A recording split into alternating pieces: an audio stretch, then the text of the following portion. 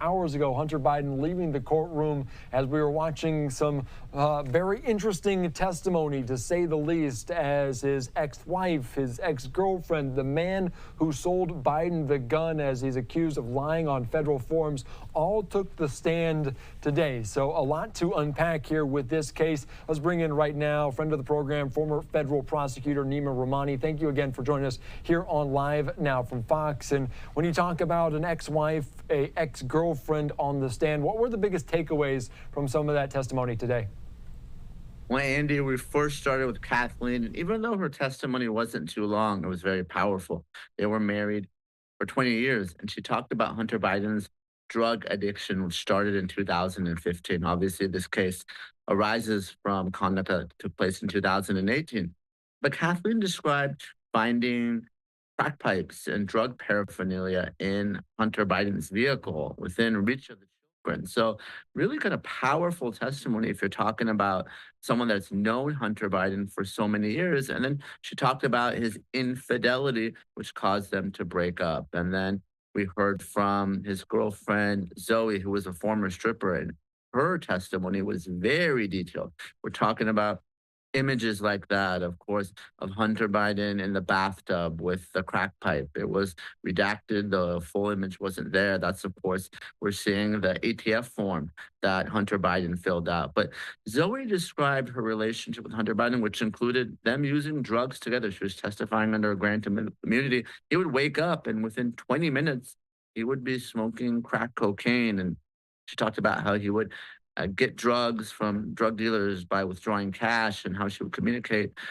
with Hunter and the drug dealers, and how he would clean his paraphernalia. So really sort of graphic, powerful testimony today. I think it's going to be very hard for Hunter's team to defend against it.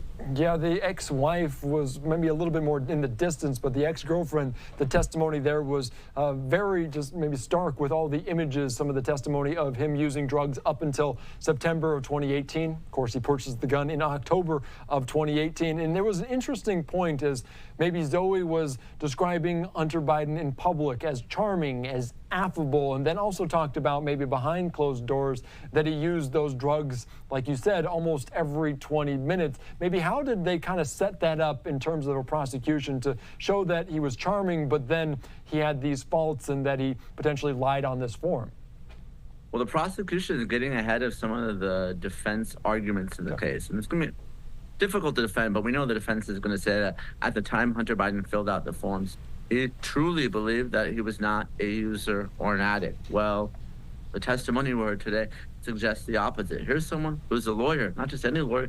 He went to Yale Law School, and this is someone that was able to compose himself and in public act like nothing was wrong. So it's not like someone who didn't know what he was doing, didn't know what the words on the form meant, and someone who did answer them untruthfully, and he knew it. And I think Zoe's testimony helped the prosecution in that regard. Yeah, and they also had on the stand today the person that sold him the gun. Gordon Cleveland there was on the stand, and he said he told customers in that shop to take their time filling out the form, maybe not necessarily for this reason, but so that the purchase would go through. Maybe how interesting was that testimony in your eyes? I thought it was important, Cleveland's testimony, and this is why. Something that came out during the opening statement was, again, the defense's theory of the case. They argue that Hunter Biden went to the AT&T store and wanted to get a cell phone, and then somehow stumbled into this gun shop and was really sold a gun that he didn't want. Well, Cleveland's testimony said the opposite. No, Hunter came in, he filled out the form, he did so knowingly, and it really undercut a lot of the defense argument before their case has even started. So I think the prosecution has done a very good job with what is frankly an easy case, but the defense, they're going to argue that, the images were doctored, or the text messages, and with respect to this form, they're going to try to argue that changes were made by the gun store staff, but I don't think it's going to go anywhere with this jury. Yeah, it's an uphill battle, but they are trying to poke their holes. I do want to get into another aspect, talking about cash withdrawals, saying that they pulled this out potentially for the purchase of their gun, but they're saying that they don't really they can tie it together. What do we make of those arguments? Yeah, so the argument is that, people withdraw large amounts of cash, and we're talking more than $100,000 to do something that might be unlawful. You don't buy drugs with a credit card. You don't write a check. And, the prosecution's theory, and it started with that first FBI agent, was that Hunter Biden's drug use coincided with this large ATM withdrawals. And same thing with a gun. He didn't want it to be traced.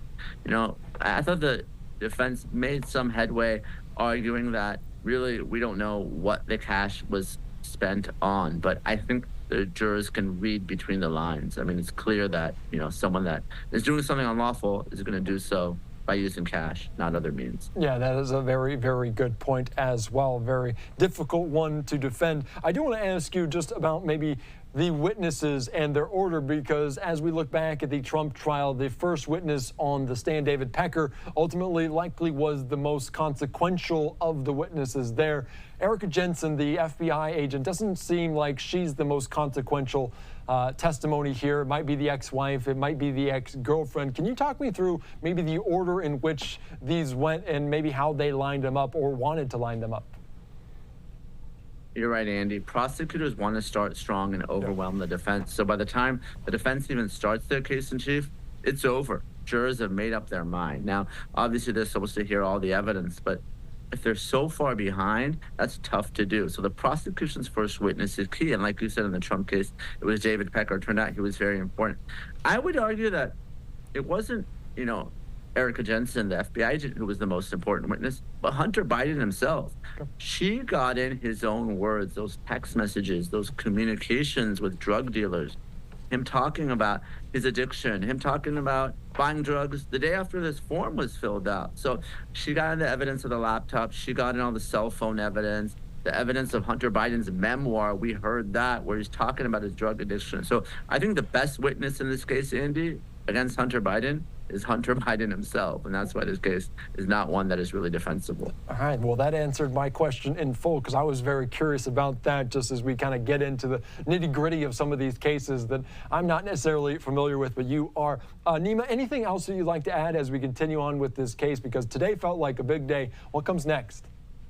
Yeah, we're going to continue to hear from witnesses, and I think the prosecution is going to continue to prove a very strong case. I think the only chance the defense has, Andy, and this is the only chance, is maybe one or two jurors decide the case based on sympathy or politics.